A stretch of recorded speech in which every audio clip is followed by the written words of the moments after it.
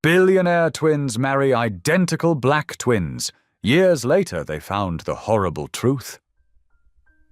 At first, their story seemed like a fairy tale. Two powerful brothers, two beautiful twin brides, and two perfect babies born on the same day. But just when everything looked picture perfect, one simple test exposes something impossible. The babies don't match the parents. The hospital can't explain it. And an old whisper from the past points to a secret so dark, no one is ready to face it, because one of the brides may not be a twin at all, and her entire life might be built on a lie. Now 2 families are falling apart, marriages are cracking, and every truth they ever believed is slipping away. If the truth can destroy everything they love, what happens when they finally uncover who she really is? Tell me in the comments where you're watching from right now, and if this story speaks to you, make sure you hit subscribe so you don't miss the next one. The crisp Atlanta morning sun painted golden streaks across the polished glass towers of downtown. Inside one of the city's most prestigious buildings, Colton Vale adjusted his blue silk tie for the 10th time, his reflection wavering in the floor-to-ceiling windows of the penthouse office suite. "Would you stop fidgeting?"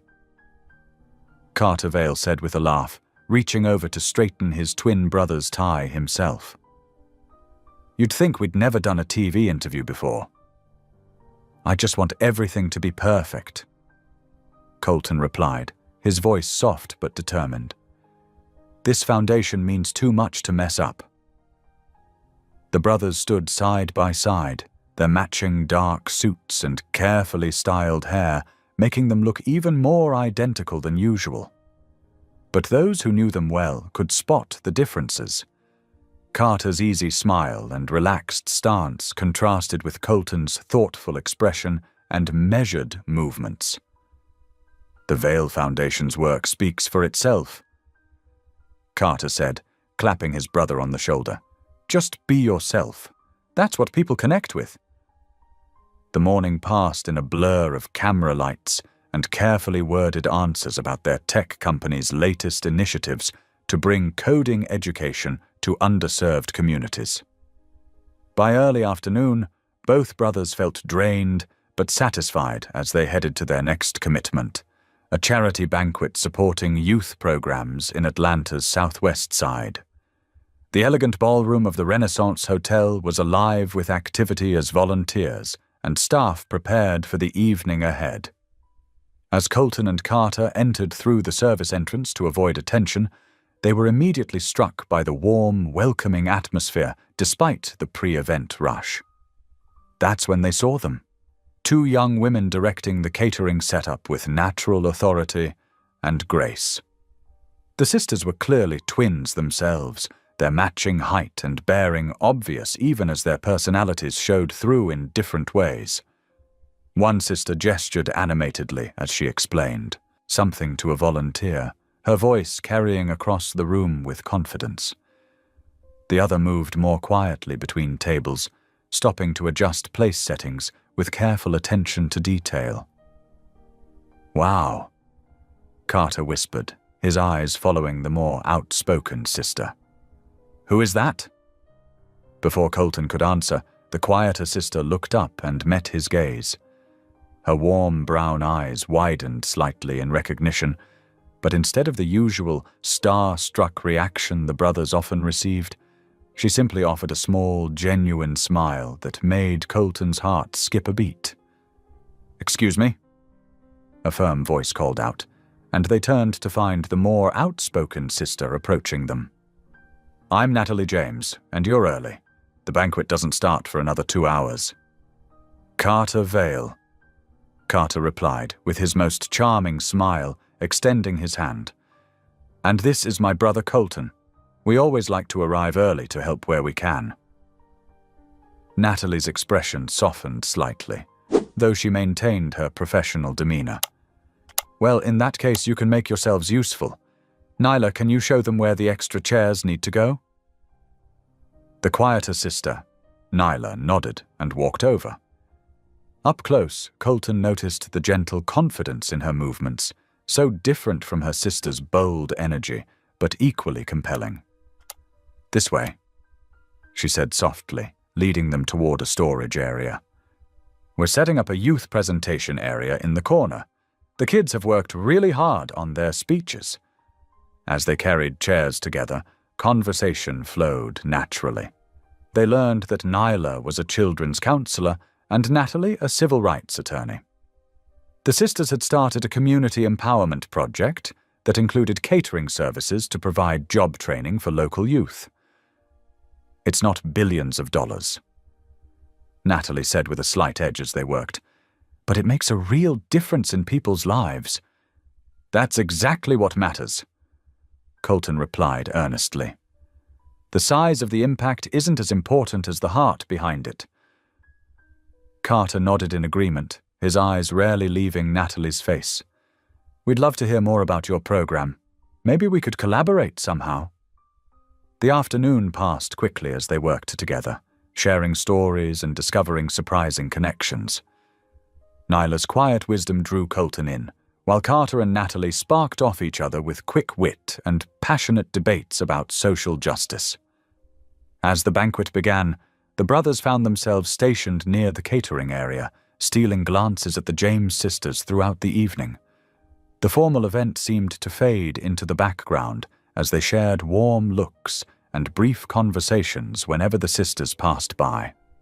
When the night finally wound down, Colton and Carter insisted on helping carry supplies to the sisters' car. Under the soft glow of the parking lot lights, they lingered, none of them quite ready to end the evening. "We should exchange numbers," Carter suggested, trying to sound casual. For potential collaboration opportunities." Natalie raised an eyebrow, but couldn't hide her smile as she pulled out her phone. "Purely professional, of course." "Of course," Carter agreed with a grin. Colton and Nyla exchanged numbers more quietly, their fingers brushing as they handed phones back and forth. The touch sent a current of electricity through them both. Later that night, the Vale twins stood on their penthouse balcony, the Atlanta skyline twinkling before them like earthbound stars. "That was something else," Carter said, breaking the comfortable silence. "Meeting another set of twins who just get it, who understand what it means to always have someone in your corner." Colton nodded, his thoughts still with Nyla's gentle smile. "It felt like fate," Carter finished, turning to look at his brother with understanding in his eyes. "Yeah," Colton agreed softly. "Exactly like fate." They stood there a while longer, each lost in thoughts of the remarkable women they'd met, both sensing that this day marked the beginning of something extraordinary. The autumn night wrapped around them like a promise, carrying whispers of possibilities neither brother had dared to dream of before. The morning sun cast a warm glow over Atlanta as Carter paced in his penthouse living room, phone in hand. He'd typed and deleted the same message to Natalie at least 5 times. "Just send it already," Colton said from the couch, though his own phone showed a blank message screen to Nyla. Carter ran a hand through his dark hair. "It needs to be perfect. Casual but interested. Professional but... How's this?" Colton held up his phone. "Hey Nyla, Carter and I really enjoyed meeting you and Natalie yesterday. Would you both like to join us for lunch at the Garden Cafe near Centennial Park?" "That's actually perfect," Carter admitted, grinning at his twin. "Simple and straightforward." They sent their messages and tried not to stare at their phones. When both sisters responded within minutes accepting the invitation, the brothers shared matching smiles of relief.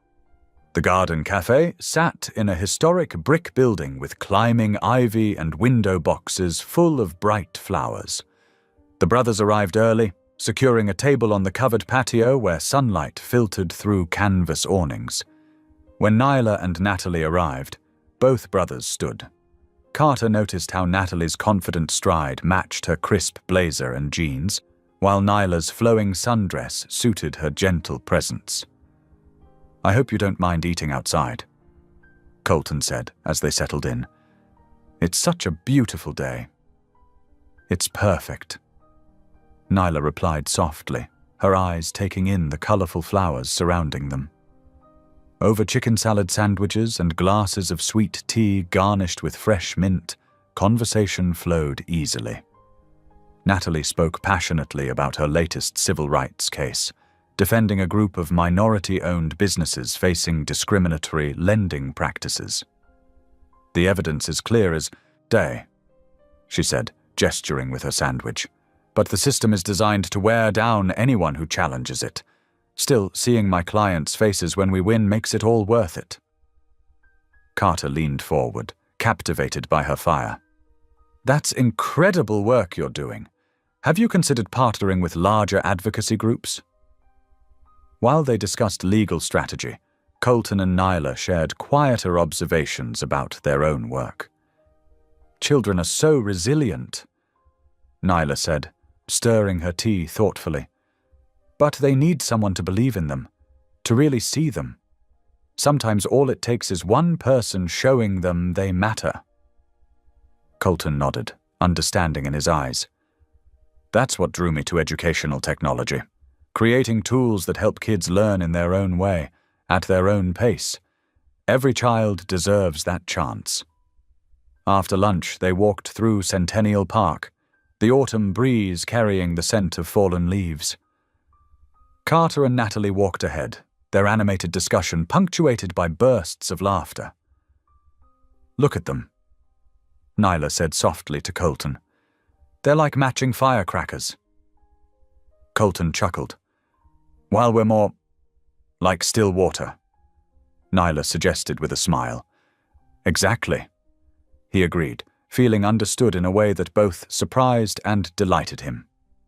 They stopped to watch children playing by the fountains, their joy echoing across the park.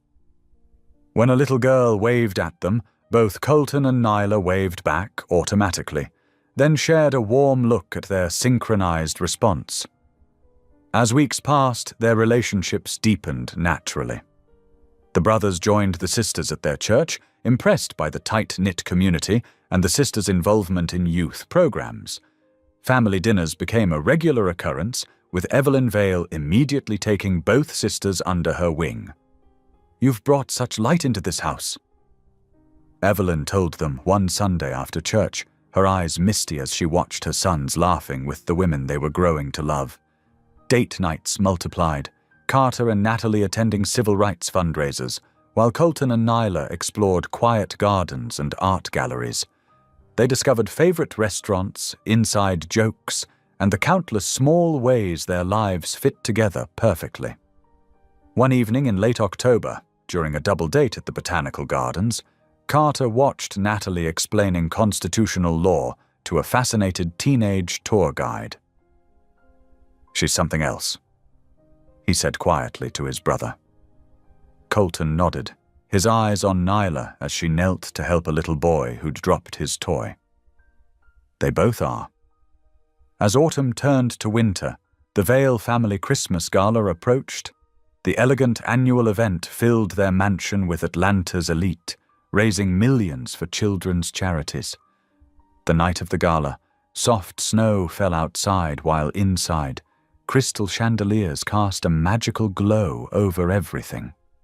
Natalie wore a deep red gown that made her look like a queen, while Nyla floated through the crowd in silvery blue silk. Carter stood at the top of the grand staircase, watching Natalie charm a group of potential donors. Her intelligence and passion had them reaching for their checkbooks while hanging on her every word. In that moment, seeing her advocacy for others in action, he knew with absolute certainty that he wanted to spend his life with her. Across the ballroom, Colton found a quiet moment with Nyla in the conservatory. She was telling him about a breakthrough with one of her young clients, her face glowing with joy at the child's progress. As she spoke, snowflakes danced outside the glass walls, and Colton felt his heart swell with the recognition that she was meant to be his wife. The gala continued around them, but for both Vale brothers everything had shifted. What had begun with a chance meeting at a charity banquet had grown into something profound and true. As they moved through the evening's festivities, each brother held close the secret knowledge that they had found the woman they wanted to marry.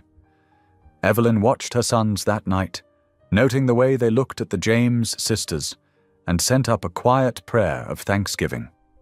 After all these years, her boys had finally found their perfect matches, women who complemented their strengths and understood their hearts.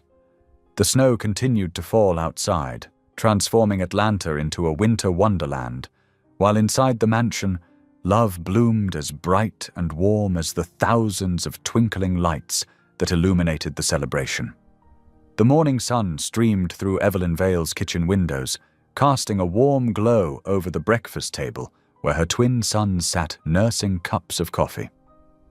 The Christmas gala's decorations still sparkled throughout the house, but the brothers' minds were clearly elsewhere. "Mom," Carter began, setting down his cup, "I need to tell you something." Before he could continue, Colton spoke up. "Actually, I have news too." Evelyn looked between her sons, a knowing smile playing at her lips as she set a plate of fresh scones on the table. "Well, don't keep me in suspense." The brothers exchanged glances, then spoke almost simultaneously. "I'm going to propose to Natalie. I want to marry Nyla." Evelyn's hands flew to her heart as happy tears welled in her eyes. "My boys," she whispered, pulling them both into a tight embrace. "I've been praying for this day." Over the next hour, they shared their proposal plans. Colton described the private garden he'd reserved at the Botanical Gardens, where he and Nyla had shared so many meaningful conversations. "I want it to be intimate, just us among the flowers she loves so much." Carter's plans were characteristically bold. "The rooftop of our first office building at sunset. I've already arranged for a string quartet and her favorite chef to cater dinner." Their mother listened, offering suggestions and sharing family stories. "Your father proposed to me in our church garden," she recalled softly. "Sometimes the simplest moments become our most precious memories." The following week passed in a blur of secret preparations. Colton worked with the Botanical Garden staff to transform their most beautiful space into an enchanted evening setting. Hundreds of tiny lights were strung through the trees, and masses of Nyla's favorite flowers created intimate pathways leading to a central fountain. The night of his proposal, Colton led Nyla through the garden, his heart pounding as she gasped at the magical scene. "This is beautiful," she breathed, squeezing his hand. Near the fountain, Colton turned to face her. "Nyla James," he began, his voice thick with emotion. "You've shown me what true grace looks like.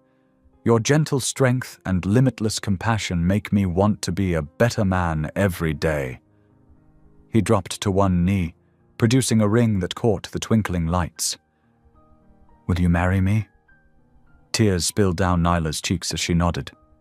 "Yes," she whispered. 1,000 times yes. 2 days later, Carter executed his own proposal with characteristic flair. As the sun began to set, he escorted Natalie to the rooftop, where they'd first discussed their dreams of changing the world. The space had been transformed with flowers, candles, and the soft strains of a string quartet playing her favorite songs. "I had a whole speech prepared," Carter admitted as they stood together looking out over the city. "But looking at you now, all I can say is that I love you, Natalie James. Your fire, your dedication to justice, your incredible heart. You make everything in my life better." He knelt, opening a velvet box to reveal a stunning ring. "Will you marry me?" Natalie's usual eloquence deserted her as happy tears fell. "Yes," she managed, pulling him up into a passionate kiss while the quartet played on. The news of the double engagement spread quickly, capturing national attention. Social media exploded with joy over the heartwarming story of the billionaire twins finding love with the remarkable James sisters. Their interracial relationships became a symbol of hope and progress, inspiring countless supportive messages from around the world. Wedding planning consumed the next few months. Evelyn and the sisters' mother, Regina, bonded over venue selections and flower arrangements. The brothers insisted on handling all expenses, but both sisters maintained their independence by contributing meaningful elements to the celebrations. They chose a spring wedding date, planning a joint ceremony that would reflect both families' traditions. The Vale Mansion's grounds were transformed into a wedding wonderland, with separate areas for each couple's reception, while maintaining the unified feel of the day. Natalie and Nyla spent countless evenings together, marveling at how their lives had changed. "Remember when we were catering events like this?" Natalie said one night, looking through table-setting options. Neela smiled, touching her engagement ring. "And now we're planning our double wedding. God has blessed us beyond measure." The night before the wedding, a peaceful quiet settled over both families. In her childhood bedroom, Natalie stood at the window, thinking about the journey ahead. Her engagement ring caught the moonlight as she thought about the incredible man she would marry tomorrow. Across the hall, Nyla sat in quiet prayer, grateful for the gentle love she'd found with Colton and the beautiful future they would build together. In their separate rooms at the Vale Mansion, Colton and Carter each reflected on their extraordinary good fortune. Colton thought about the family he and Nyla would create, while Carter imagined the positive change he and Natalie would bring to the world together. In her private sitting room, Evelyn Vale held a framed photo of her sons as young boys, remembering all the prayers she'd said for their future happiness. Tomorrow, her family would grow by 2 daughters, and her heart felt full to bursting with joy. The Atlanta night wrapped around them all like a soft blanket, stars twinkling with promise above the sleeping city. Tomorrow would bring new beginnings, precious vows, and the merger of 2 families into one. For now, they rested in the peace of absolute certainty in their choices and the love they shared. The historic Westview Chapel glowed in the early morning sunlight, its stained glass windows casting rainbow patterns across the gathering crowd. Inside, white roses and delicate baby's breath adorned every pew, their sweet fragrance filling the air. Television cameras positioned discreetly in the corners captured the scene as Atlanta's most anticipated wedding of the year began. The chapel buzzed with excitement as guests found their seats. Evelyn Vale, resplendent in a powder blue suit, dabbed at her eyes even before the ceremony began. Regina James, elegant in deep purple, sat across the aisle, her proud smile lighting up her face. The string quartet began playing softly as the groomsmen took their places. Colton and Carter Vale stood side by side at the altar, both handsome in classic black tuxedos with subtle differences in their boutonnieres, white roses for Colton, pink for Carter. They shared a meaningful glance, remembering their childhood dreams of finding true love. The bridesmaids processed in wearing flowing gowns in soft spring colors. Then the music swelled, and the gathered crowd rose as the chapel doors opened wide. Nyla appeared first, radiant in a classic white gown with delicate lace sleeves. Her father beamed with pride as he escorted her down the aisle. Colton's eyes filled with tears at the sight of his bride, her own eyes sparkling with joy as she walked toward him. Moments later, Natalie emerged, stunning in a modern silk gown with an elegant train. She walked confidently beside her father, her megawatt smile focused entirely on Carter, who couldn't take his eyes off her. The minister welcomed everyone warmly, speaking about the power of love to bridge all differences and bring hearts together. "Today," he said, "we celebrate not just 2 marriages, but the joining of 2 families, 2 cultures, and 2 visions for a better future." Colton and Nyla exchanged vows first. Colton's voice trembled slightly as he spoke. Nyla, your gentle spirit captured my heart from the moment we met. I promise to cherish your kindness, support your dreams, and walk beside you in faith for all our days. Nyla's soft voice carried clearly through the chapel. Colton, you've shown me what true partnership means. I promise to stand with you in all seasons, to nurture our love, and to build a family filled with joy and purpose. Carter and Natalie followed, their vows reflecting their passionate personalities. Carter spoke with characteristic charm, but unusual vulnerability. Natalie, your fierce dedication to justice and truth inspires me daily. I promise to be your biggest supporter, your trusted partner, and your faithful friend until my last breath.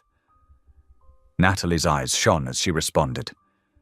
Carter, you've taught me that love can be both strong and tender.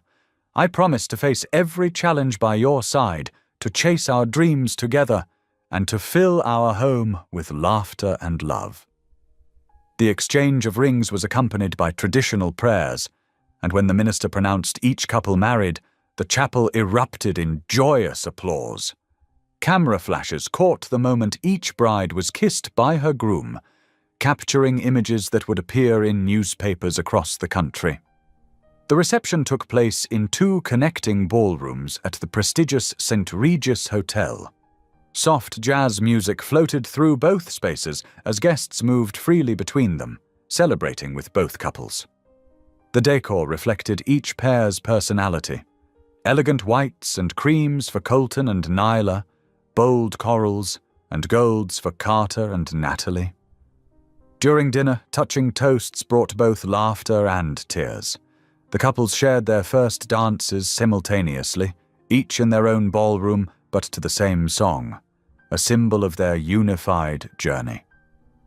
As the evening progressed, they switched partners, with brothers dancing with new sisters-in-law, celebrating their expanded family bonds.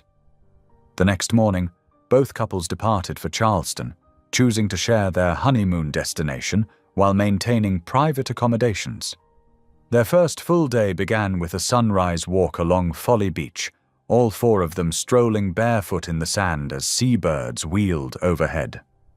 I can't believe we're actually married, Nyla said, leaning into Colton's embrace as they walked slightly ahead of Carter and Natalie. It feels like a beautiful dream.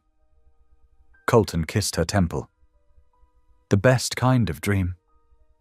One that's completely real. Behind them, Carter and Natalie walked hand in hand, occasionally stopping to examine interesting shells. Think about it, Natalie mused. Our kids will be cousins who look like twins themselves.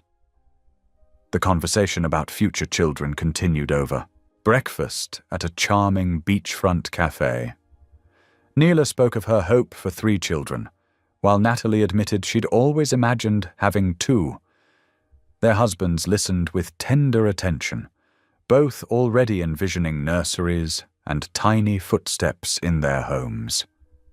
The days unfolded in a perfect blend of togetherness and private moments. The couples explored historic downtown Charleston, taking carriage rides through the cobblestone streets and sampling local cuisine. They visited the famous Magnolia Plantation, where Colton and Nyla spent hours in the peaceful gardens while Carter and Natalie toured the historic house. Evenings were spent separately, each couple creating their own intimate memories. Colton and Nyla enjoyed quiet dinners on their hotel balcony, talking about their hopes for the future. Carter and Natalie preferred trying different restaurants each night, already planning how they would balance their careers with family life. On their last morning in Charleston, the 4 gathered for a farewell breakfast. This has been perfect, Neela said, looking around at her new family. I couldn't have imagined a better way to start our marriage. The drive back to Atlanta was filled with contentment. The couples had already purchased homes in the same upscale neighborhood, just 3 streets apart. As they pulled into their respective driveways, Each pair felt the excitement of beginning their new life together. Colton carried Nyla across the threshold of their colonial-style home, while blocks away, Carter did the same for Natalie at their modern mansion. That evening, as the Atlanta sunset painted the sky in brilliant colors, both couples settled into their new routines with peaceful hearts. Nyla arranged flowers in their kitchen while Colton unpacked, and Natalie organized her home office while Carter ordered their favorite takeout. In these simple moments, both couples felt the profound rightness of their choices and the promise of the future stretching before them. The first night in their new homes marked the beginning of their shared journey. 4 hearts beating as one family, united in love and faith, ready to face whatever life might bring with strength and grace. The late summer breeze drifted through the open windows of Nyla and Colton's kitchen as she prepared breakfast. 6 weeks had passed since their return from Charleston, and life had settled into a comfortable rhythm. But this morning, the smell of coffee, usually her favorite way to start the day, made her stomach turn. "Are you feeling okay, sweetheart?" Colton asked, noticing how she stepped away from the coffee maker. "Just tired," Nyla replied, pressing a hand to her forehead. "I've been feeling off for a few days now." 3 streets over, Natalie sat in her home office, absently munching on pickles dipped in peanut butter, a combination that would have disgusted her just days ago. Carter watched from the doorway, his eyebrows raised in amused concern. "That's the 3rd jar this week," he commented carefully.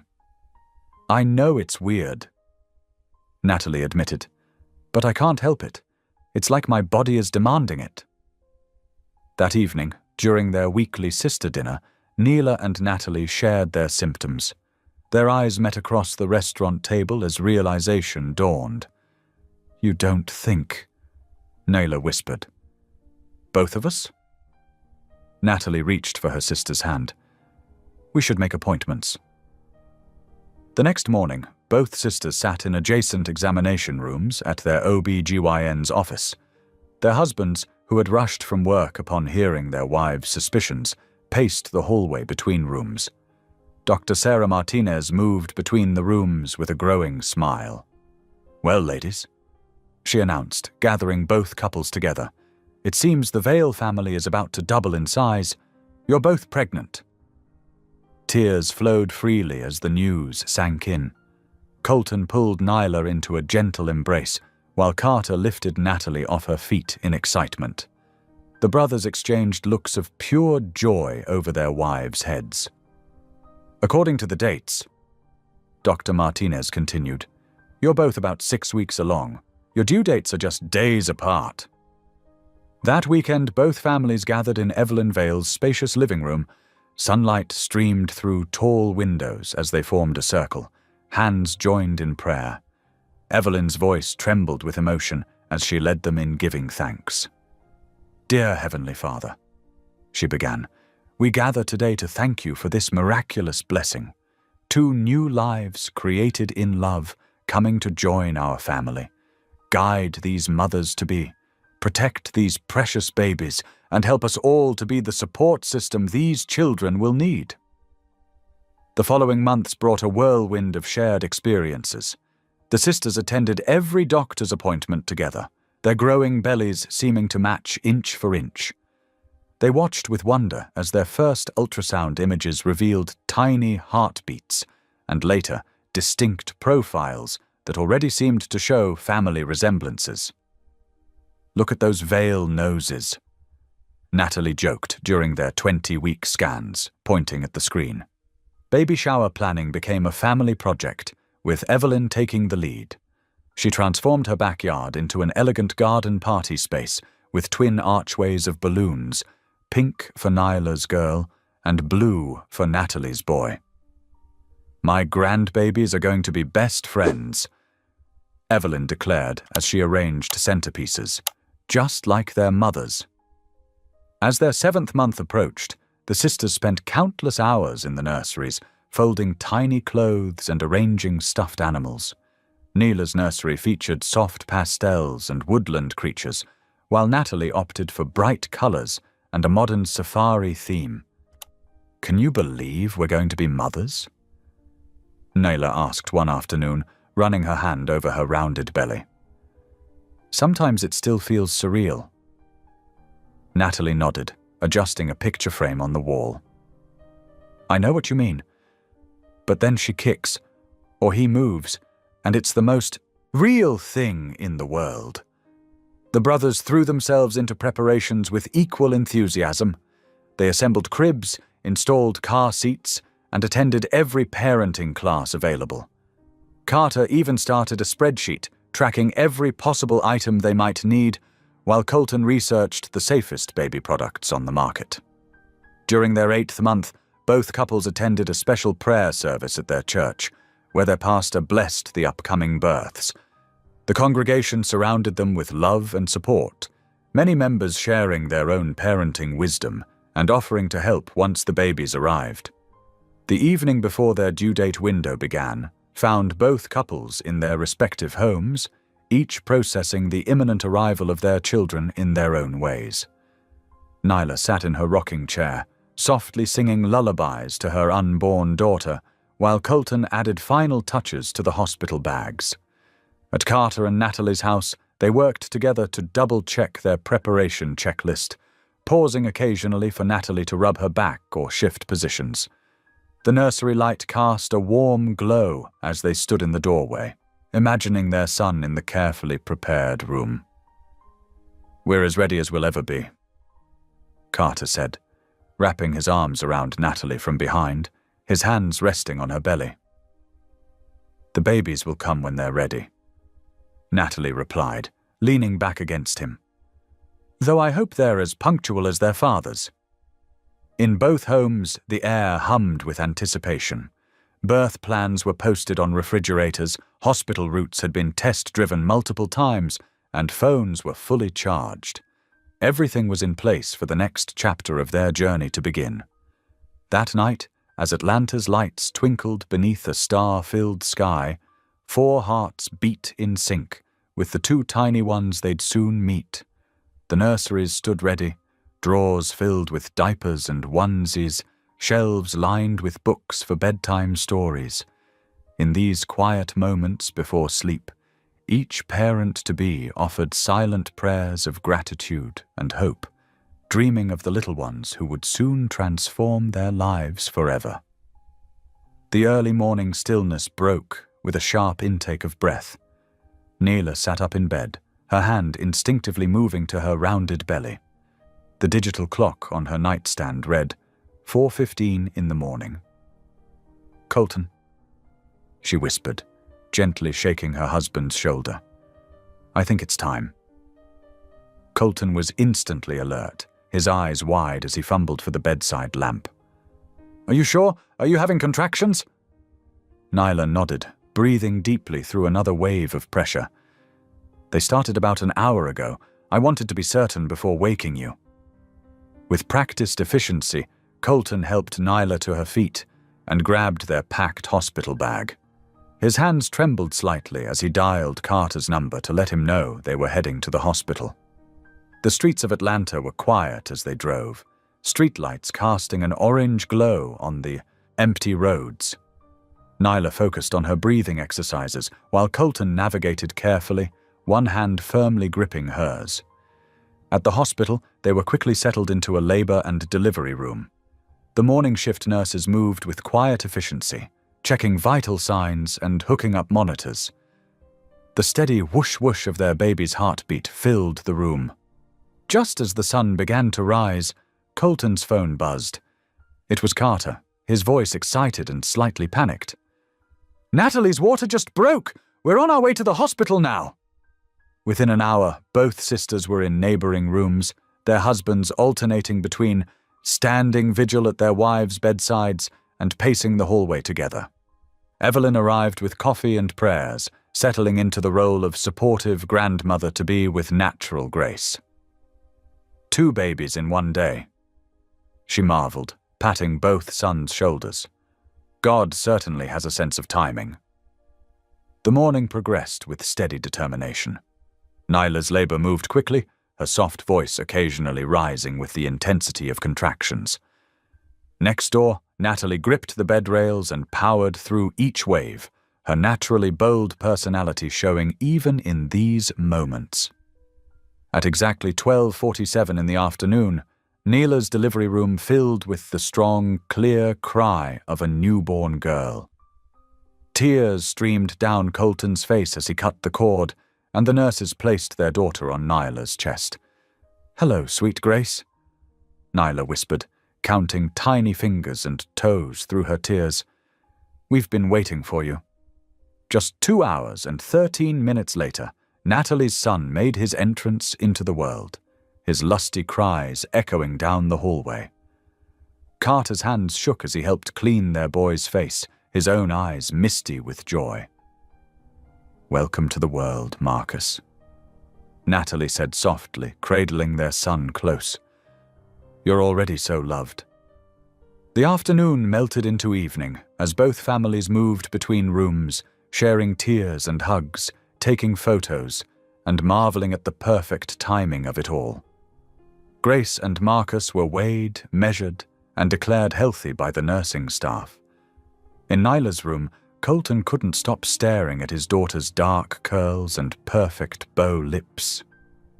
"She looks just like you," he told his wife, perching carefully on the edge of the bed. Next door, Carter watched in awe as Marcus gripped his finger with surprising strength. "He's got your determination," he told Natalie with a grin. As the excitement of the day began to settle, Dr. Sarah Chen, the pediatrician on call, made her rounds. She smiled warmly as she examined each baby, making notes on their charts. "Everything looks wonderful," she assured both families. "I'd like to recommend our routine newborn genetic screening. It's a simple blood test that checks for various health markers. We offer it to all our new parents." "Of course," Nyla agreed without hesitation, exchanging glances with Colton. "Anything to ensure they're healthy." In the next room, Natalie and Carter readily gave their consent as well.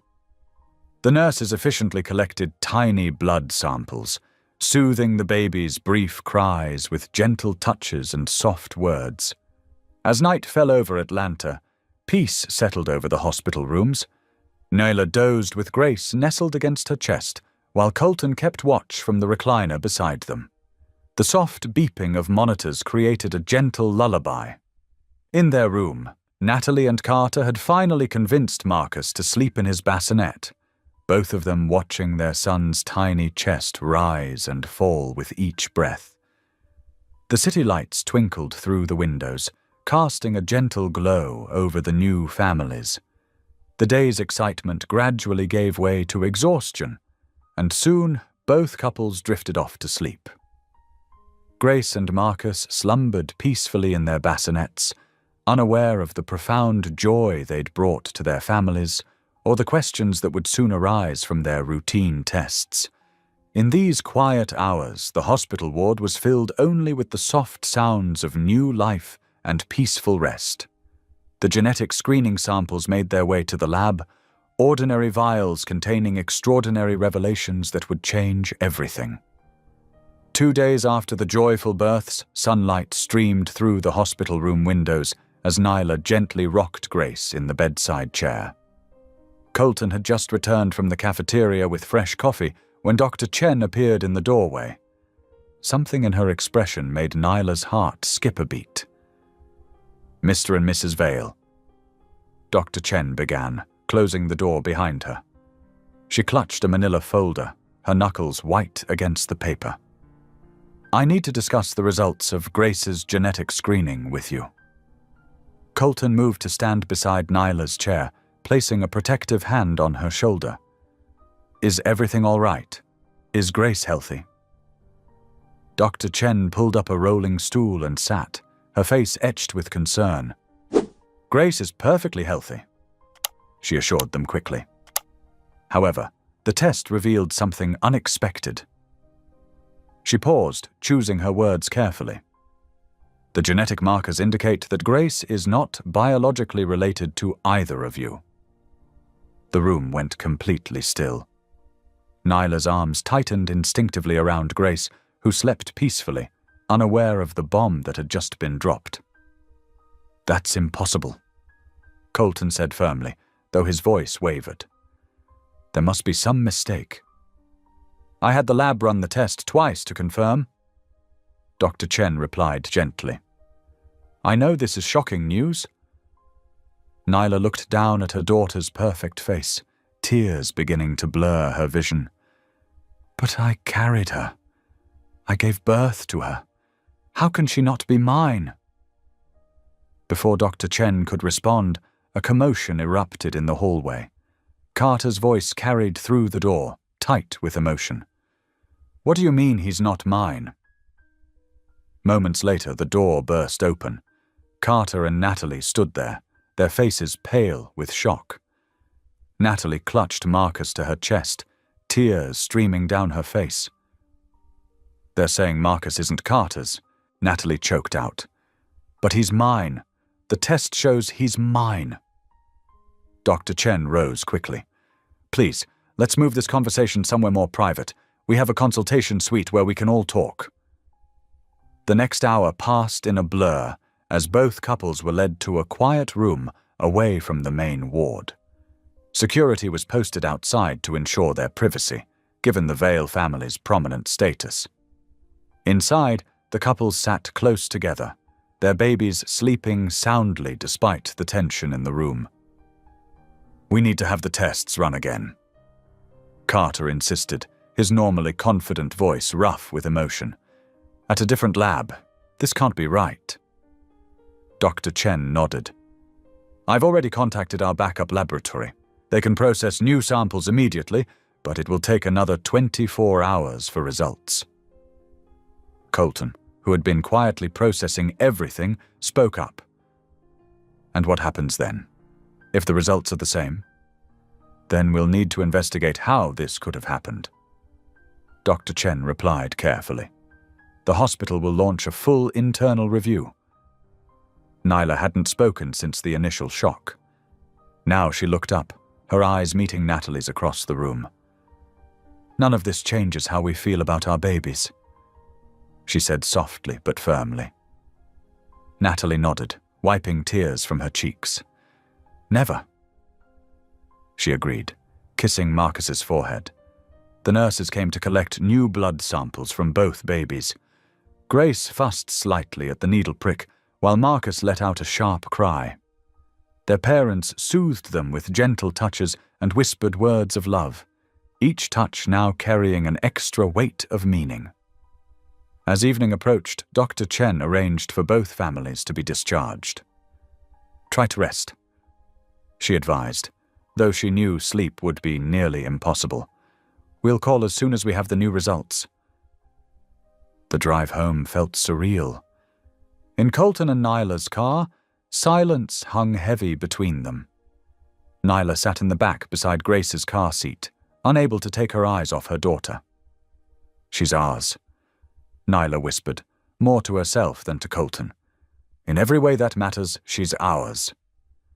Colton caught her eye in the rearview mirror, his own gaze swimming with unshed tears. "Always," he promised.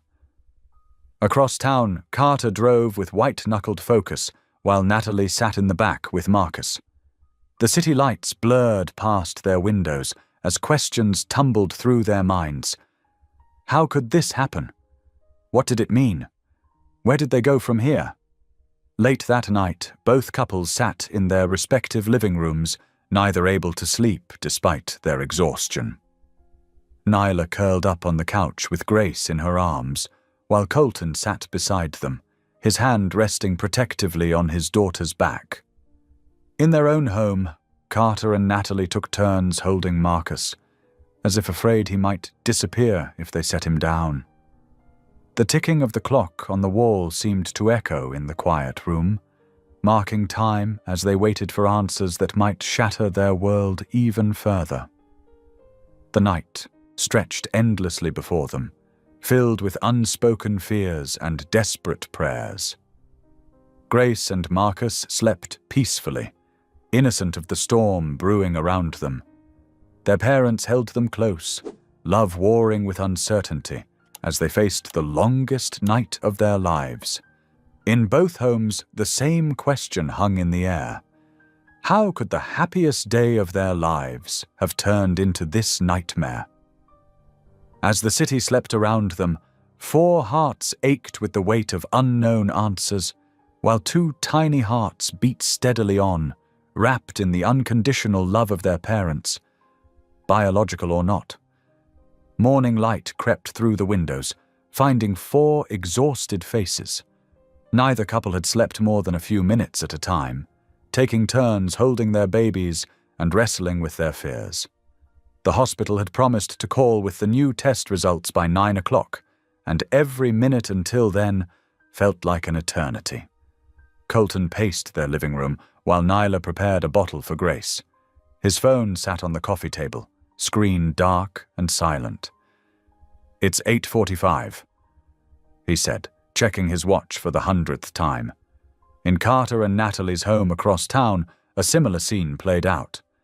Natalie sat in the nursery's rocking chair, Marcus sleeping against her chest while Carter kept vigil by the phone. At precisely 9:03, both phones rang almost simultaneously. The couples listened with sinking hearts as Dr. Chen delivered the news they'd dreaded. The second set of tests confirmed the original results. "I want to be absolutely clear," Dr. Chen said firmly during a conference call with both families. "We've reviewed every security recording, every staff rotation, every detail of both deliveries. There was no possibility of the babies being switched in our care. The discrepancy must have originated before the births." Natalie's legal training kicked in. "What exactly are you suggesting?" "I'm not suggesting anything," Dr. Chen replied carefully. "I'm simply stating what we know with certainty. Our hospital has multiple safeguards in place to prevent mix-ups. These results indicate something more complex than a simple hospital error." After the call ended, the weight of uncertainty pressed even harder on their shoulders. How could they move forward without understanding what had happened? By early afternoon, Nyla felt like she would suffocate if she stayed inside another minute. "I need some air," she told Colton, who sat holding Grace. "Just a quick walk around the hospital grounds." The late winter air bit at her cheeks as she walked the winding paths near the hospital's healing garden. Her mind raced with possibilities, each more unsettling than the last. Lost in thought, she almost bumped into an elderly woman in a worn peacoat. "I'm so sorry." Nyla started to apologize, but something in the woman's expression made her pause. "You're one of the Vale wives, aren't you?" the woman asked quietly. Her grey hair was pulled back in a neat bun, and, though she looked tired, her eyes were sharp with purpose. "I'm Margaret Wheeler. I was a nurse here for 30 years before retiring. I've been watching the news about your situation." Nyla nodded cautiously, uncertain why this stranger seemed so intent on speaking with her. Margaret glanced around before continuing in a lower voice. "There's something you should know. Back in the 1980s and early 90s, there was this adoption agency in town. They had connections everywhere, hospitals, social services, you name it. But they weren't what they seemed." Nyla's heart began to pound. "What do you mean?" "They were corrupt to the core," Margaret continued. "They specialized in covering up scandals involving prominent families. Sometimes that meant arranging quick, quiet adoptions. Other times—" She hesitated. "Other times they did worse things, like swapping infants to hide evidence of affairs or other secrets people wanted buried." The world seemed to tilt under Nyla's feet. "Why are you telling me this?" "Because I saw the James name connected to your story," Margaret replied. "And I remember that agency had dealings with the James family years ago. I can't be certain it's the same one, but... She pressed a folded piece of paper into Nyla's hand. This is the agency's name, and the years they operated. Maybe it will help you find answers.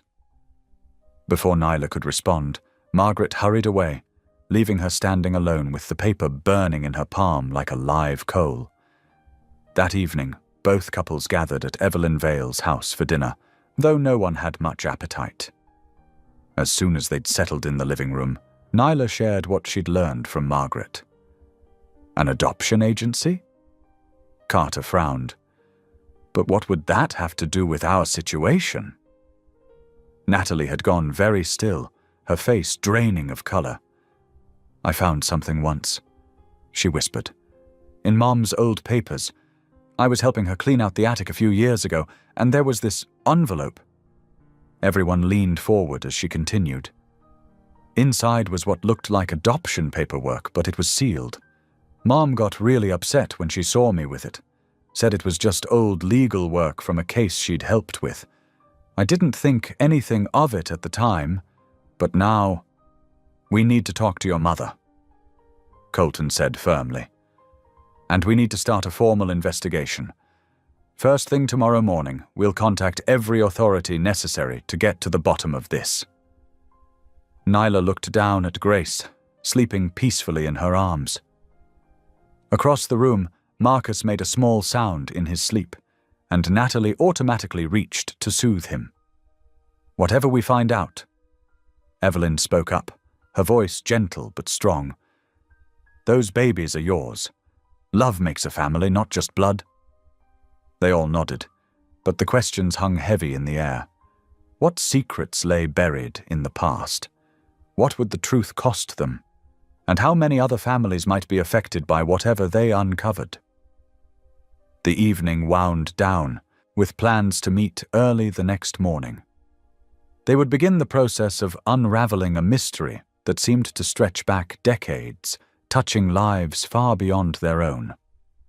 As they prepared to leave, Natalie pulled out her phone and made a note of the adoption agency's name from the paper Margaret had given Nyla. Tomorrow they would start digging, but tonight they could only hold their babies close and pray for strength to face whatever lay ahead. The drive home was quiet, each person lost in their own thoughts. The city lights blurred past their windows, and somewhere in the darkness, old secrets stirred, waiting to be brought into the light. The morning sun had barely risen when both families gathered in Marcus Thane's downtown genealogy office. The experienced genealogist welcomed them into a warm space filled with old maps and family trees decorating the walls. Detective Lorna Briggs, recently retired from the Atlanta Police Department, stood near his desk, her sharp eyes taking in every detail of the group. I understand we're investigating possible adoption irregularities from the 1980s. Marcus began, gesturing for everyone to sit in the comfortable chairs arranged in a circle. Detective Briggs has extensive experience with cases involving that particular agency. Lorna nodded, her silver hair catching the early light. I spent years trying to expose their practices, but they were careful. Very careful. She pulled out a worn notebook. We'll need to gather every document you can find. Birth certificates, hospital records, childhood medical files, anything that might show inconsistencies. Natalie reached for Carter's hand. Our mother keeps everything. She's always been organized about paperwork, but now I wonder if there was another reason. We'll start there, Marcus said, opening his laptop. And I'll begin mapping the DNA connections we already know about. Sometimes genetic evidence tells a story that paperwork tried to hide. Over the next 3 days, they worked tirelessly. Angela James, though visibly nervous, provided access to old filing cabinets full of childhood records. Each document they uncovered seemed to raise more questions than answers. Look at this, Detective Briggs said on the second afternoon, spreading papers across Marcus's desk. The hospital footprints from your birth records don't match the ones in your baby books. And these birth certificates? She pointed to subtle differences in the paper quality. They've been altered. Nyla sat holding baby Grace, her heart aching. But why? Why would anyone do this? Money, usually. Lorna replied grimly. Or covering up scandals for wealthy clients. We may never know the full story without finding someone from the agency willing to talk. On Wednesday morning, Marcus called them all together. The DNA results from their comprehensive testing had arrived. The room felt charged with tension as he pulled up the data on his computer screen. What we're seeing here is remarkable, he said quietly. Nyla, you share DNA markers with Marcus, Natalie and Carter's son. And Natalie, you're biologically connected to Grace, Colton and Nyla's daughter. The revelation settled over them like a soft blanket. Carter moved first, walking over to where Nyla sat with Grace. May I? He asked softly. Nyla nodded, carefully passing him the baby girl. As Carter cradled Grace, tears slipped down his cheeks. She's beautiful, he whispered, just like her biological aunt. Colton went to Natalie, who was holding Marcus. He has your smile, he said, touching the baby's tiny hand. And now we know why. The room filled with gentle movement as they all drew closer together, forming a circle around both babies. There were tears, yes, but also something else. Understanding, acceptance, and most of all, love. Biology is just science, Evelyn said, her voice strong and clear. But what you've all built together, that's family, that's love.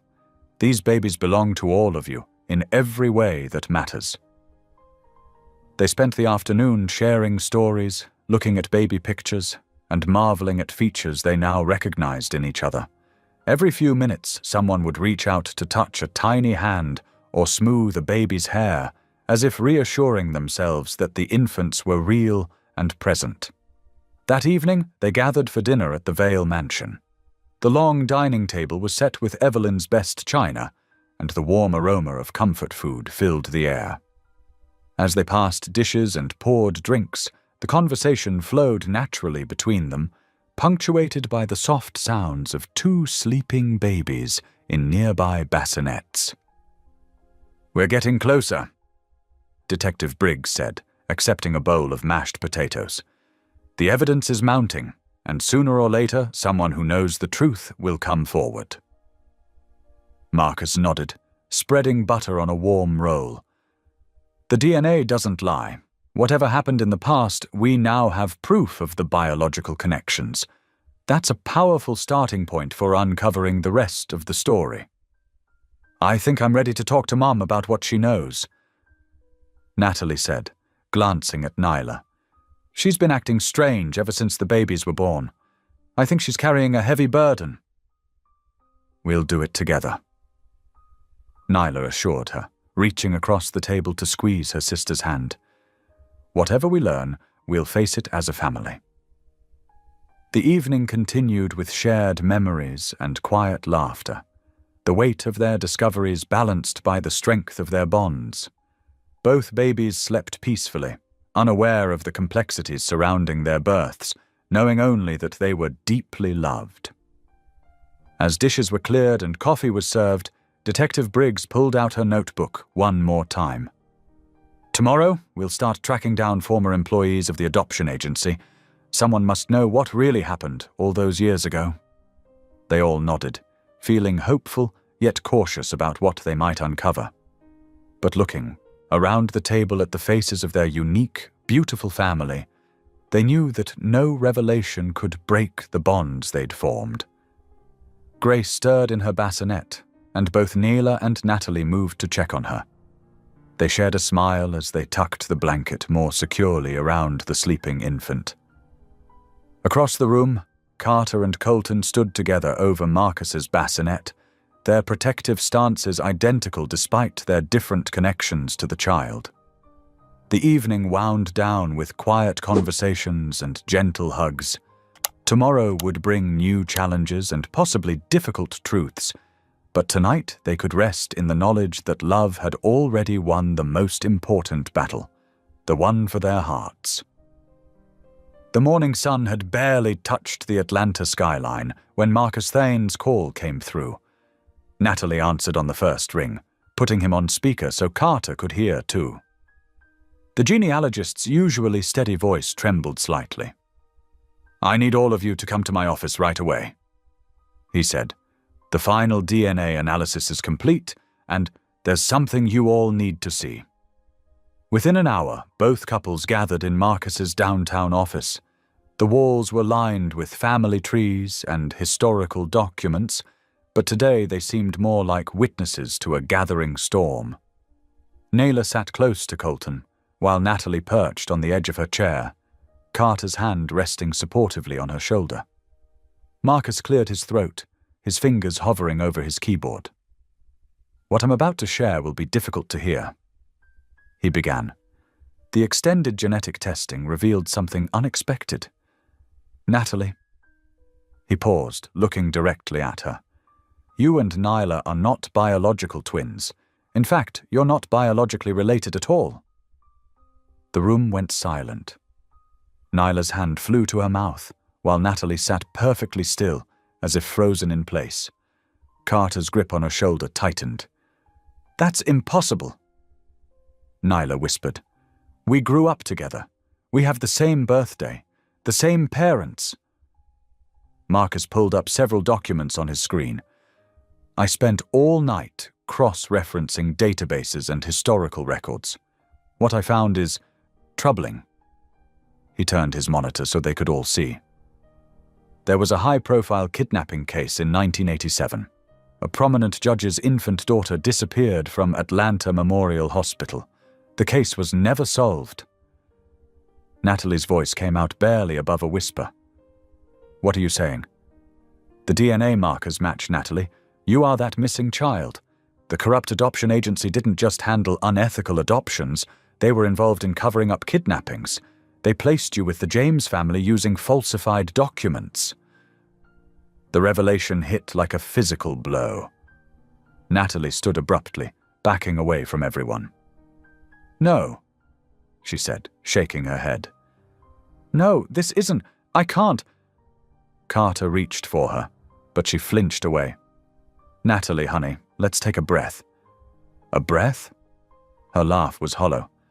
"My entire life is a lie. Everything I thought I knew about myself." She turned to Nyla, who was quietly crying. "We're not even sisters." "That doesn't matter," Nyla said desperately. "We're family no matter what DNA says, but it does matter." Natalie's voice cracked. "Don't you see? Everything about my life has been built on lies. The family I thought I had, the childhood memories I cherished, none of it was real." The rest of the day passed in a blur of painful revelations. Marcus continued his research, uncovering more details about Natalie's biological family. Her father, the judge, had passed away 5 years ago, never knowing what happened to his daughter. Her mother still lived in Virginia, having never given up hope of finding her child. By evening, Natalie had barely spoken a word. She sat in the corner of their living room, staring out the window while Carter tried desperately to reach her. "We'll get through this together," he pleaded. "Nothing has to change between us." She turned to look at him, her eyes distant. "Everything has already changed, Carter. I'm not who I thought I was. I'm not who you married. I don't even know who I am anymore." After Carter finally fell into an exhausted sleep that night, Natalie moved silently through their home. She packed a small bag with essentials, clothes, toiletries, her laptop. In the nursery, she stood over Marcus's crib, tears falling as she watched him sleep. "I love you so much," she whispered. "But right now I don't know how to be anyone's mother when I don't even know who I am." She left a note on the kitchen counter, her hands shaking as she wrote, "Carter, I need time to figure out who I really am. Please don't try to find me. Take care of our son. I'm sorry."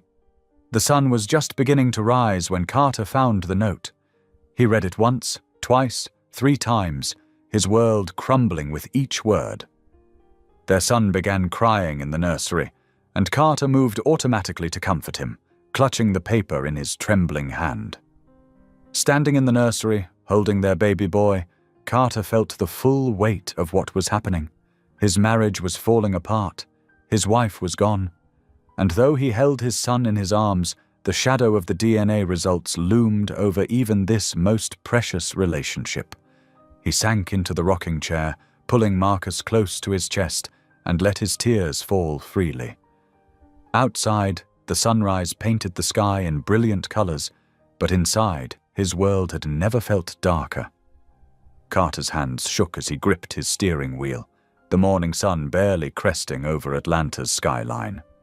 His son's car seat was securely fastened in the back, little Marcus still drowsy from being rushed out of the house. The crumpled note from Natalie lay on the passenger seat, its few devastating words burning in his mind. He pulled into Colton and Nyla's driveway with tires screeching, grabbing Marcus's carrier with one hand and the note with the other.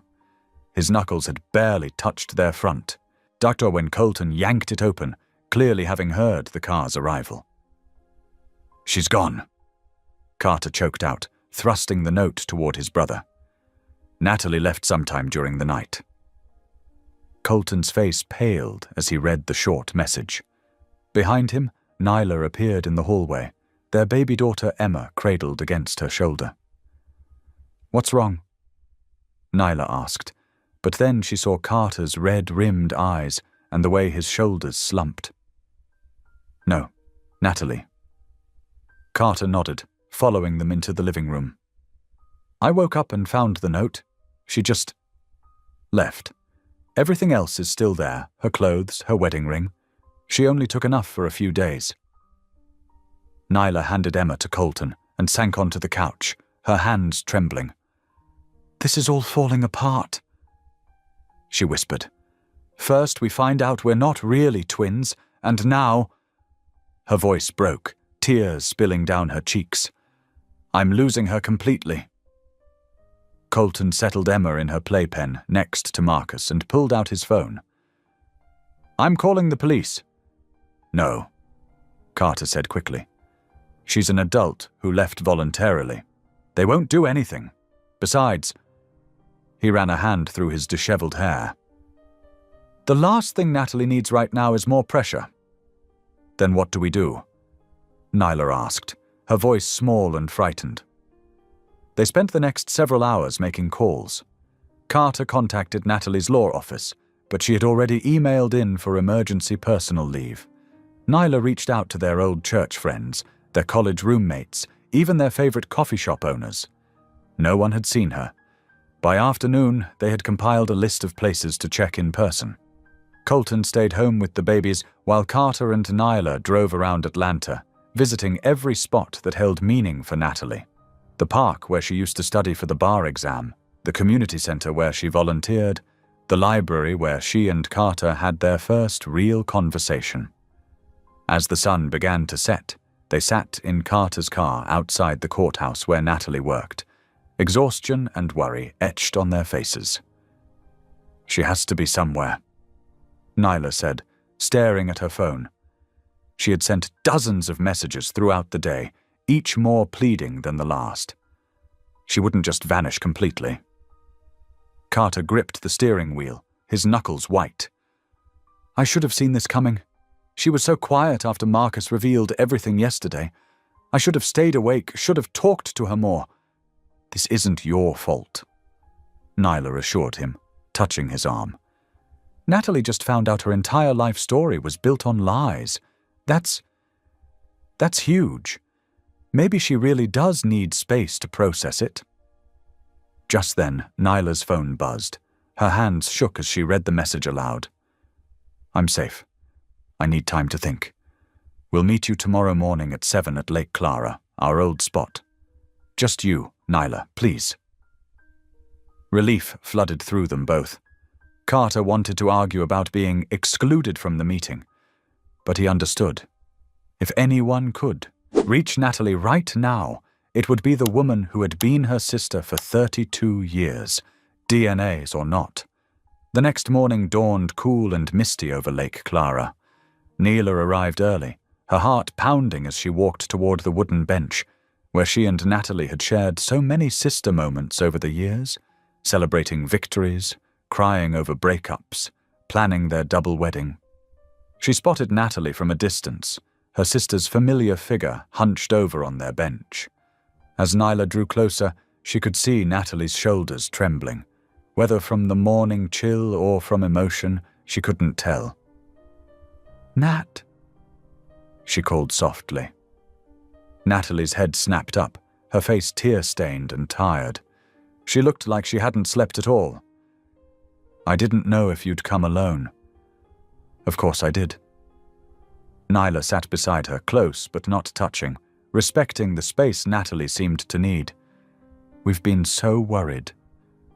"I'm sorry for disappearing," Natalie whispered, staring out at the lake's still surface. I couldn't breathe. Everything I thought I knew about myself." Her voice cracked. "Who am I, Nyla? If I'm not your twin, if I'm not even a James, then who am I?" Nyla's heart broke at the raw pain in her sister's voice. She turned to face Natalie fully. "You're the same person you've always been. You're the girl who stood up to bullies in middle school. You're the woman who fought her way through law school while working 2 jobs.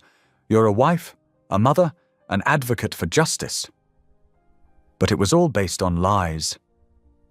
Natalie protested, fresh tears spilling. "Our whole childhood, our parents knew I wasn't really theirs.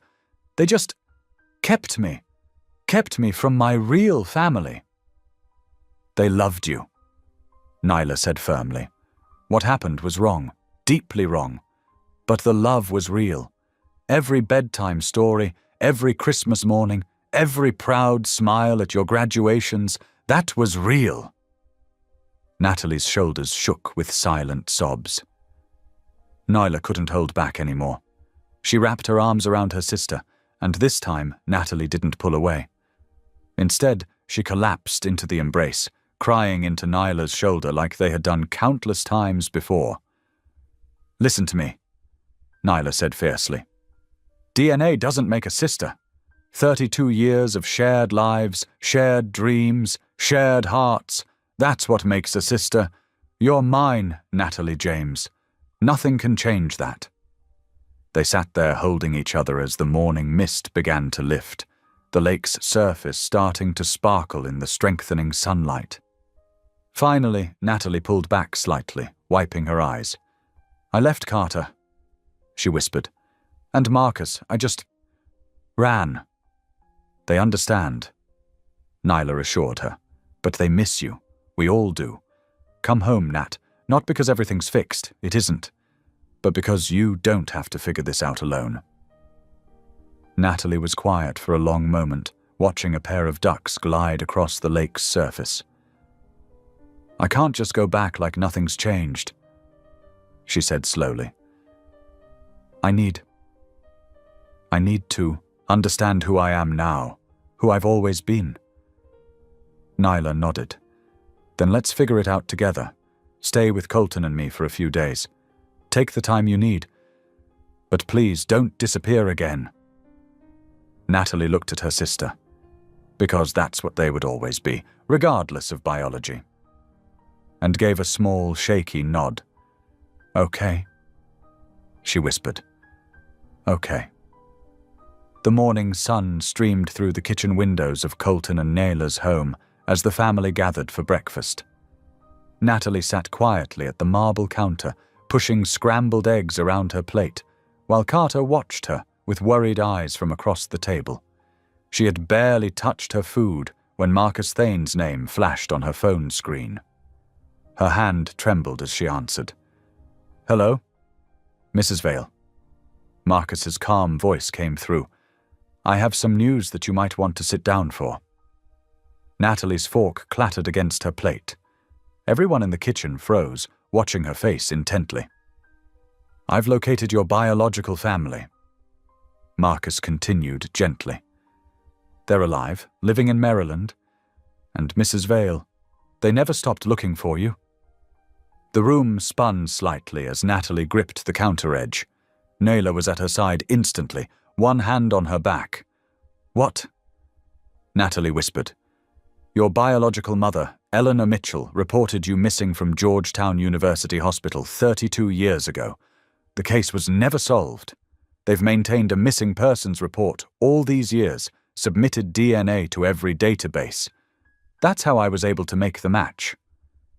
Tears spilled down Natalie's cheeks as Carter moved to her other side, wrapping an arm around her shoulders. They wanted me?" she managed to say. "Very much so." Marcus replied softly. "They've asked to meet you whenever you feel ready. No pressure, of course. They understand this is overwhelming." After ending the call, Natalie sat in stunned silence while the others gathered close. Her whole body shook with emotion she couldn't name. Relief, fear, hope, grief, all tangled together. "What do you want to do?" Carter asked gently, his hand warm on her back. "I don't know," she whispered. "I don't know anything anymore." Over the next 3 days, the families created a cocoon of love and support around Natalie. Evelyn Vale organized a prayer circle in her garden, where 20 friends gathered to lift up prayers for wisdom and healing. Natalie sat in the center, surrounded by flickering candles, as voices of faith and hope rose around her. Angela James finally broke her decades of silence, sitting with Natalie for hours in the Vale's sunroom. "I was young, desperate," she explained through tears. "The adoption agency, they threatened to take both you and Neela if we didn't cooperate with their scheme. I thought I was protecting you both. I was wrong, so wrong. But Natalie, not one day of loving you was a lie." Natalie held her adoptive mother as they both cried, years of secrets washing away in their tears. Carter proved his love through patient presence, bringing her favorite tea each morning, holding her through nightmares, never pushing for decisions. "Whatever you choose," he would whisper, "I'm here. We're all here." On the 4th morning, Natalie woke early and went to sit in the Vale's garden.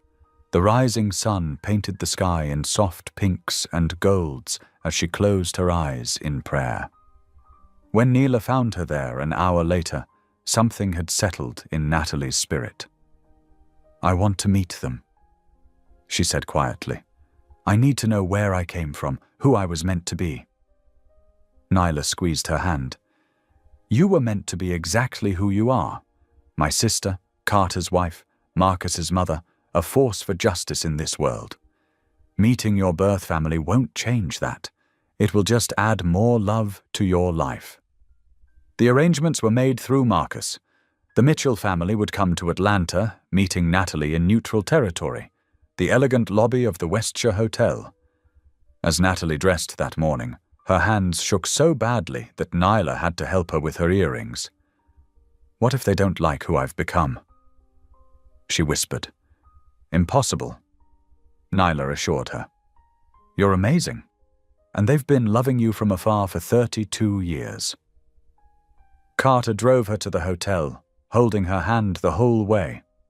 In the parking lot, he turned to her with eyes full of love. "Want me to come in with you?" She shook her head. "I need to do this part alone, but wait for me?" "Always," he promised, kissing her softly. The Westshire's lobby was all marble and crystal, sunlight streaming through tall windows. Natalie's heels clicked against the floor as she stepped inside, her heart pounding so hard she could barely breathe. And then she saw them, a group of people standing near the fountain, led by a woman with familiar eyes and silver-streaked dark hair. Time seemed to stop as mother and daughter stared at each other across the lobby. Then they were both moving, running, crying out wordlessly as they crashed together in an embrace 32 years overdue. Natalie breathed in her biological mother's scent, something hauntingly familiar, as they clung to each other, both sobbing. "My baby," Eleanor Mitchell whispered. "My precious baby, I never stopped looking for you, never stopped loving you, never stopped hoping." They sank to their knees right there in the lobby, holding each other as 3 decades of separation dissolved in their tears. Eleanor Mitchell helped Natalie to her feet, tears still streaming down both their faces.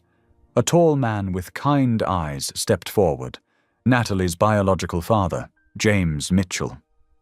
"Welcome home, sweetheart," he said softly, enfolding both women in his arms. The hotel staff discreetly guided them to a private meeting room where Natalie met her biological siblings, 2 brothers and a sister who had grown up knowing about their missing sister. They settled into comfortable chairs, boxes of tissues close at hand. "We never gave up," Eleanor explained, holding Natalie's hand tight. "Even when the police said it was hopeless, even when years turned into decades, we knew you were out there somewhere." James Mitchell cleared his throat, emotion making his voice rough. "You were just 6 weeks old. We'd taken you to a routine checkup at Atlanta Memorial. While your mother was filling out paperwork, someone in scrubs told me there was an issue with our insurance. I stepped away for 2 minutes." He pressed his hands together to stop their shaking. "When we got back to the examination room, you were gone. The adoption agency, they were part of a bigger criminal network." Eleanor continued. "They would steal babies, falsify papers, and place them with families who had no idea of the truth. We later learned they targeted politically connected families like ours, thinking we'd be too afraid of scandal to push too hard." Natalie listened, her heart aching for the pain in their voices. "But you did push. You kept searching." "Every single day." Her biological sister Sarah said, "We had age progression photos made. Mom and Dad hired private investigators. We never stopped praying."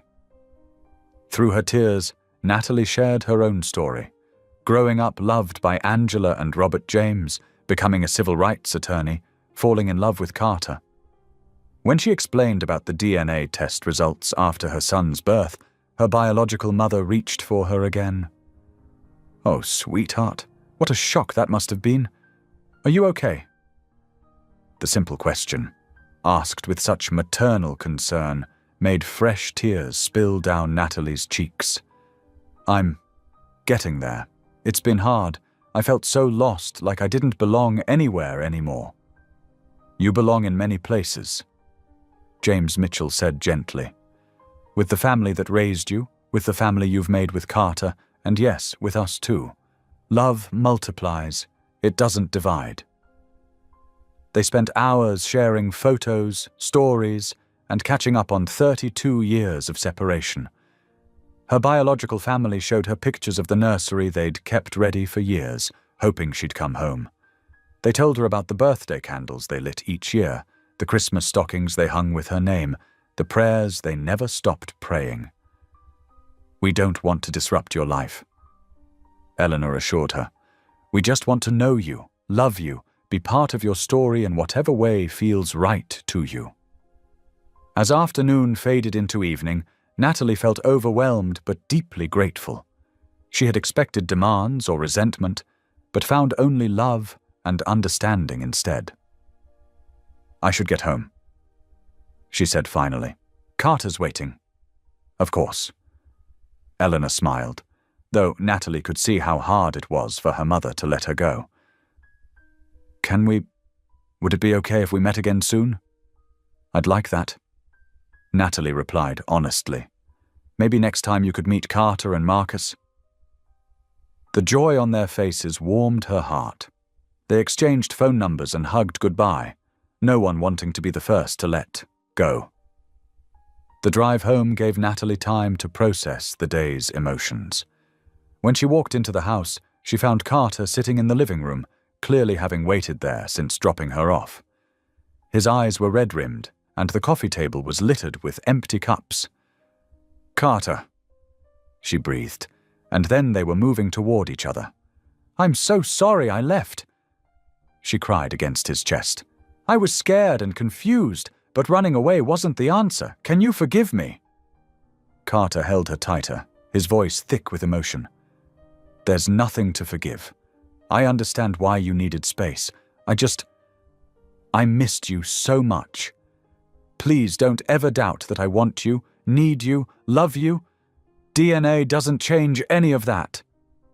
Natalie pulled back just enough to look into his eyes. "They want to be part of our lives, not take over, just be family. Is that okay?" "Of course it is." Carter smiled, wiping tears from her cheeks. "The more people who love you and Marcus, the better." They sank onto the couch together, holding each other close as Natalie described meeting her biological family. Carter listened intently, asking questions and offering support.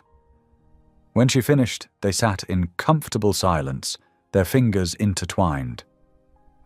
"I don't know what happens next," Natalie admitted quietly.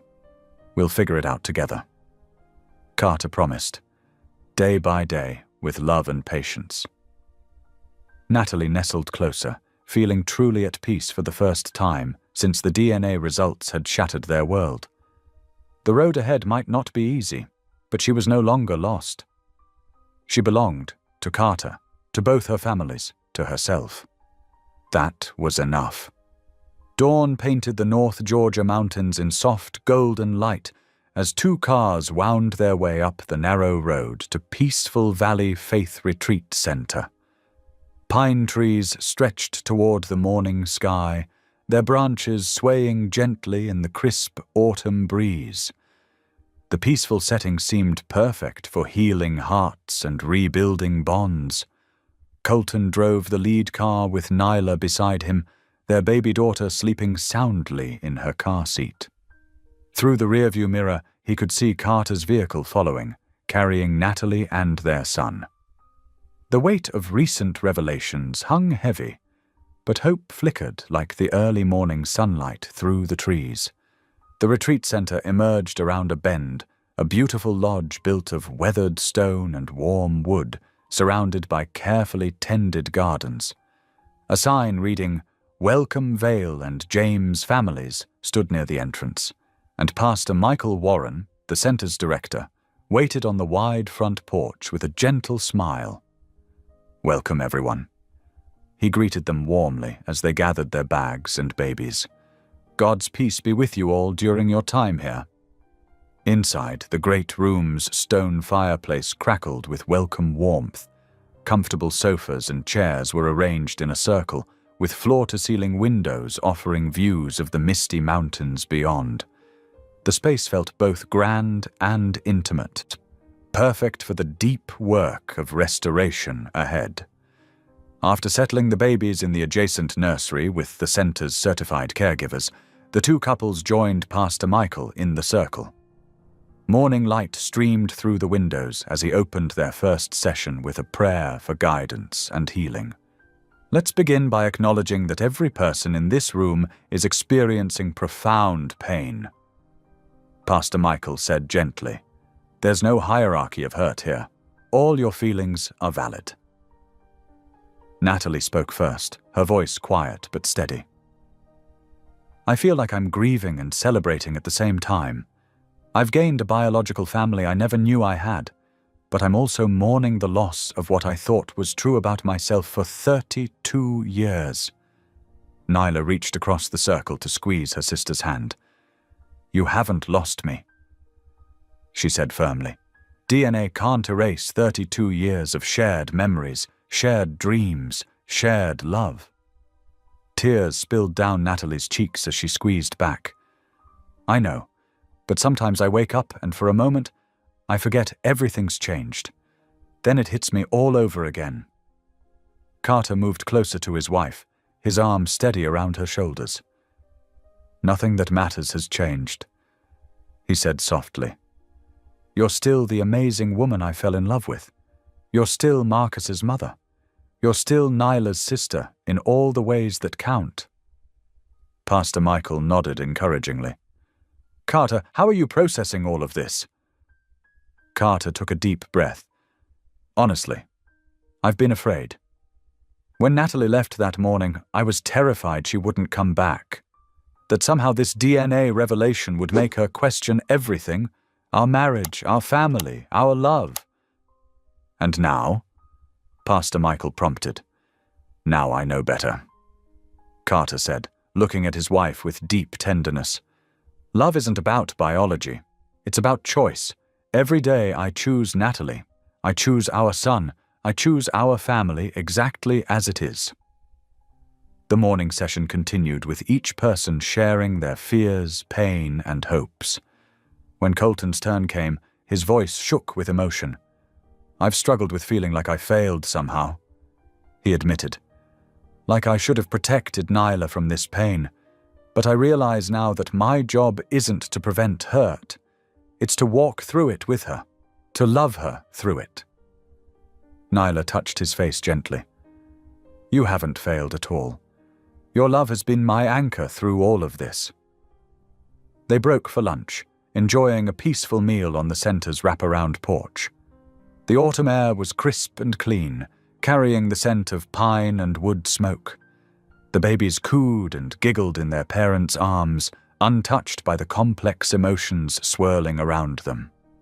The afternoon brought a powerful prayer circle led by Pastor Michael's wife, Sarah. They joined hands in the center's small chapel, sunlight streaming through stained glass windows as they lifted their hearts in prayer. Lord, Sarah prayed, we ask for your healing presence in these families. Help them see that your love transcends blood and DNA. Show them that true family is built on choice, commitment, and unconditional love. That evening, after a shared dinner, they gathered in the great room again. The mountain sunset painted the sky in brilliant oranges and pinks as they discussed practical steps forward.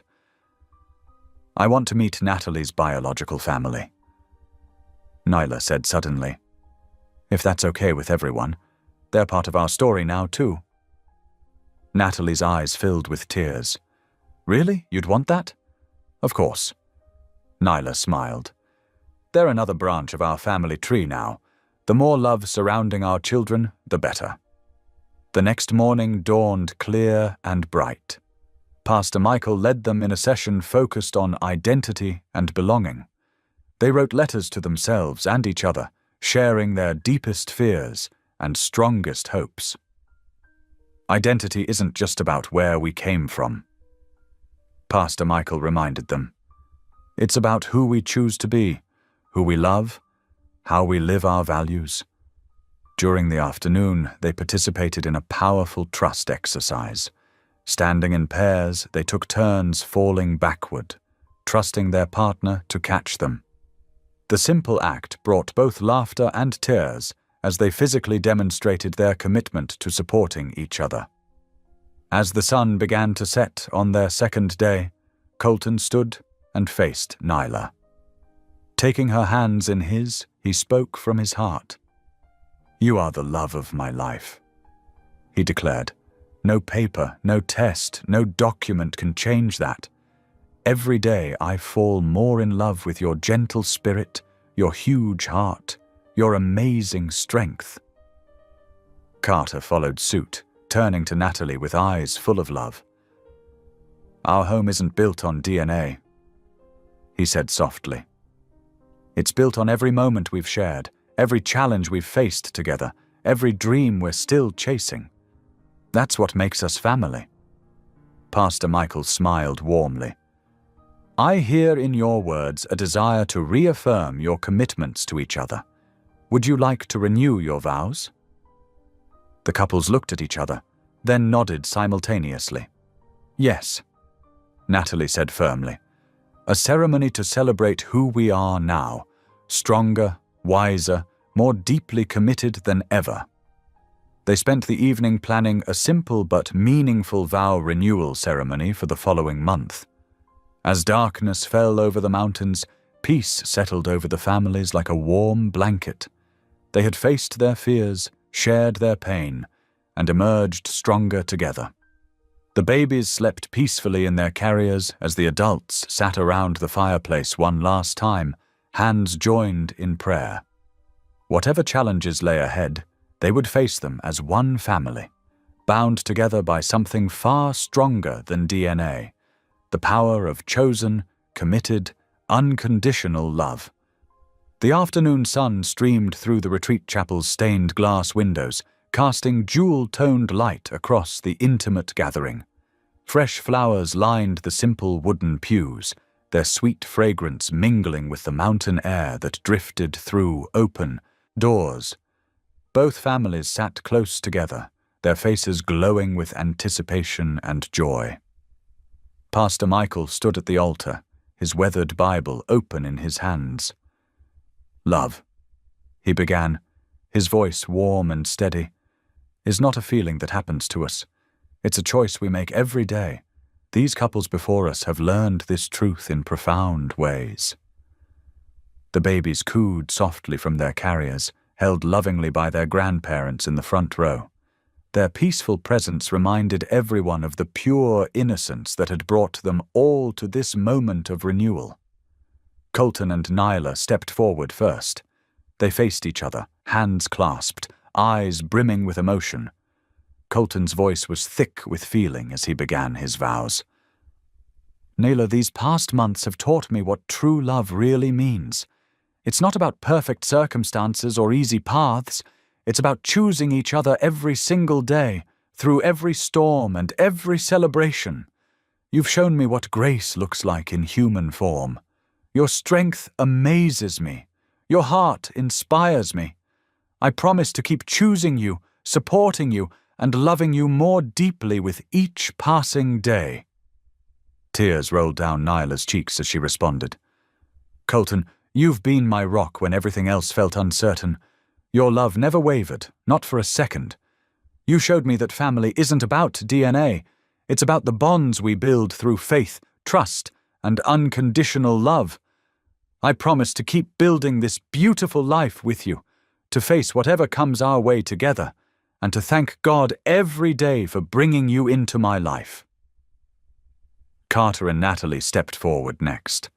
The past weeks had left visible marks on both of them, shadows under their eyes, tension in their shoulders, but their love shone through even stronger for having been tested.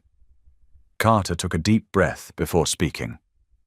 "Natalie, when you left that morning, my world stopped turning. But even in that darkness, I never stopped loving you. I understand now that your journey of identity is part of our journey together. I promise to stand beside you as you embrace all parts of who you are. I promise to love our son with my whole heart, knowing that love makes us family more than anything else ever could. I choose you, I choose us, I choose this perfectly imperfect family we're building together." Natalie's voice quivered as she responded. "Carter, your forgiveness and patience have taught me what unconditional love truly means. When I felt lost between two worlds, your love remained my home. I promise to stop running from hard truths. I promise to trust in the family we've built together. I promise to keep choosing you every single day as my partner, my best friend, and the father of our child." Pastor Michael smiled warmly. "By the power vested in me, I now reaffirm these holy unions.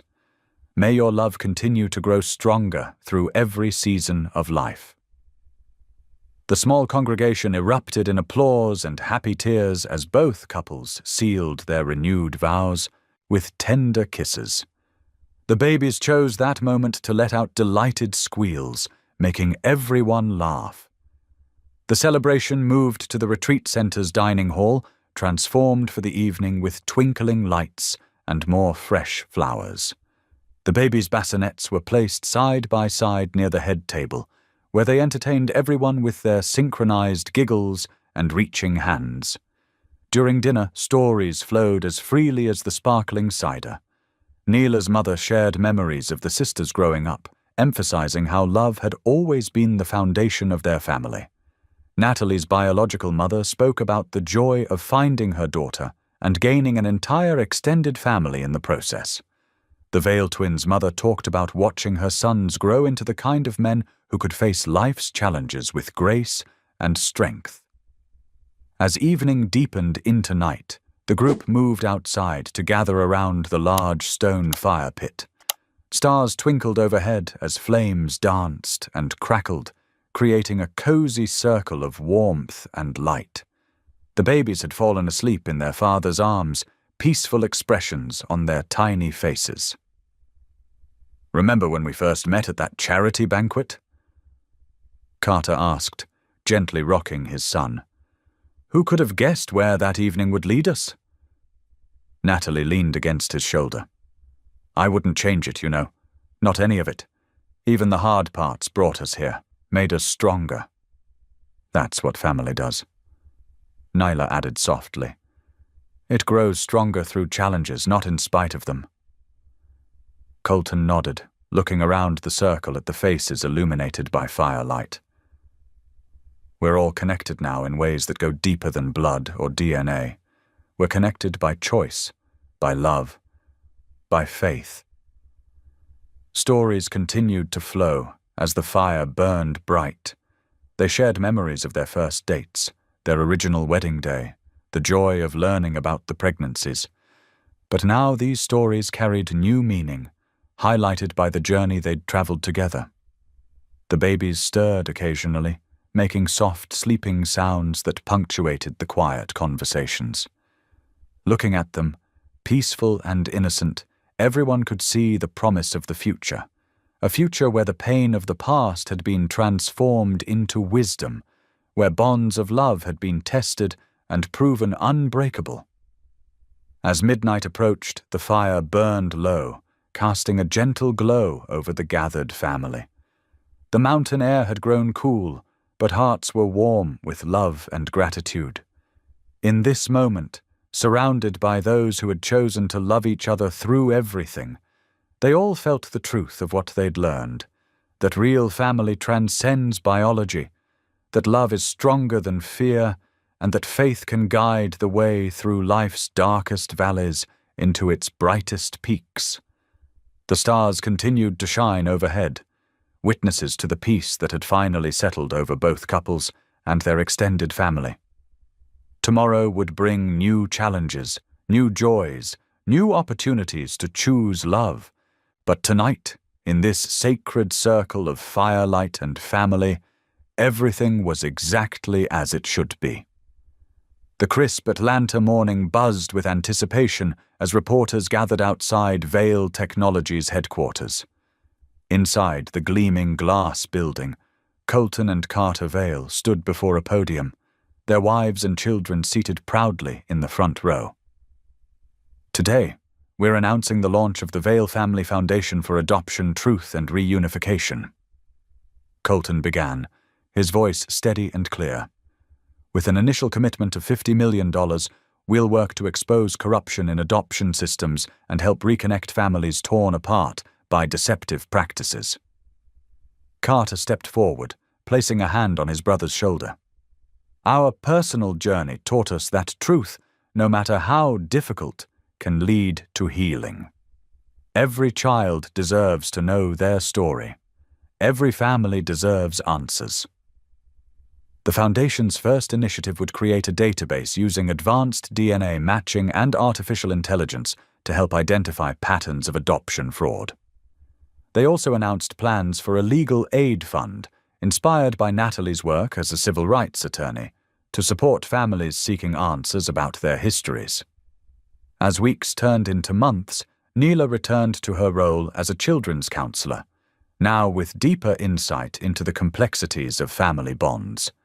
She and Natalie grew closer than ever, their shared experiences strengthening their sisterhood beyond any biological connection. Natalie threw herself back into her legal practice, taking on cases specifically focused on adoption rights and family reunification. Her unique perspective, as both an attorney and someone who had lived through adoption fraud, made her a powerful advocate for change. The summer passed in a blur of milestones. First teeth, first words, first wobbly steps. Both babies grew stronger each day, surrounded by the unconditional love of their extended family. Natalie's biological parents became beloved grandparents, while maintaining respect for the James family who had raised her. When October arrived, bringing with it the baby's first birthday, both families gathered at the Vale estate for a celebration filled with laughter and gratitude. Colourful balloons danced in the autumn breeze as the little ones toddled through the garden, cousins in every way that mattered. The afternoon sun cast a golden glow over the party as everyone gathered for cake and presents. Both children wore matching "I am loved" t-shirts, a gentle reminder of the truth that had carried their families through the storms of the past year. As evening approached, Colton stood to give a toast, his eyes bright with emotion. "1 year ago we thought truth might break us," he began, looking at the faces of those gathered around the table. "We discovered that DNA doesn't define family. Love does, faith does, choice does." He paused, watching as Nyla wiped away happy tears. "When we learned about the adoption, fraud, we could have let it tear us apart. Instead, it brought us a deeper kind of family, one built on honesty, understanding, and unshakable love." Raising his glass, Colton's voice filled with warmth. "Today we celebrate not just our children's first year of life, but the truth that led us all home to each other. When love meets truth, hearts always find their way home." The gathered family members raised their glasses in agreement, the setting sun painting the sky in shades of hope. Around the table sat the living proof that family transcends biology. Two couples who had faced their deepest fears and emerged stronger. Two babies who would grow up knowing they were cherished, and an extended family bound together by choice, faith, and unconditional love. Thank you for being here. If something in this story stayed with you, I'd love to see you again. Subscribe, and tomorrow I'll bring you another story crafted with heart.